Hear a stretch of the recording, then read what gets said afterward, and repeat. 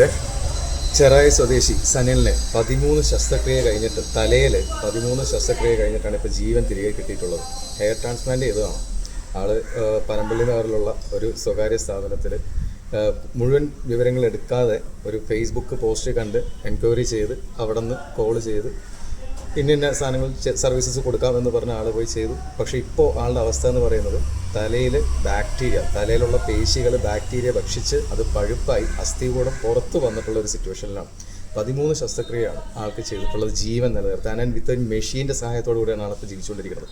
അതായത് ബാത്റൂമിൽ പോകണമെങ്കിലും പുറത്ത് പോകണമെങ്കിലും കിടക്കണമെങ്കിലും എല്ലാം ഈ മെഷീൻ ഒരു കൈൻഡ് ഓഫ് മെഷീൻ, അതിൻ്റെ പേര് ഞാൻ ഓർക്കുന്നില്ല, അതും കൊണ്ടിട്ടാണ് ആളിപ്പം നടക്കുന്നത്. ആ ഒരു സിറ്റുവേഷനിലേക്ക് വന്നിട്ടുള്ളത്. ജസ്റ്റ് ആളുടെ തലയിലുള്ള ഹെയർ ട്രാൻസ്പ്ലാന്റ് ചെയ്തിട്ട് എനിക്ക് പറയാനുള്ള ഇത്രേ ഉള്ളൂ. കോസ്മെറ്റിക് യൂസ് ചെയ്യുന്ന ആൾക്കാരോ അല്ലെങ്കിൽ അതുമായി റിലേറ്റഡ് ഉള്ള എന്തെങ്കിലും സർജറീസോ അല്ലെങ്കിൽ എന്തെങ്കിലും കൈൻഡ് ഓഫ് സൗന്ദര്യവർദ്ധക വസ്തുക്കളോ അങ്ങനെ എന്തെങ്കിലും നിങ്ങൾ ഉപയോഗിക്കുകയോ അല്ലെങ്കിൽ അതിൻ്റെ സർവീസസ് എടുക്കുകയോ ചെയ്യുകയാണെങ്കിൽ പ്ലീസ് ആൻഡ് പ്ലീസ് അതിനെക്കുറിച്ച് വ്യക്തമായി പഠിച്ചിട്ട് മാത്രം അത് ചെയ്യുക.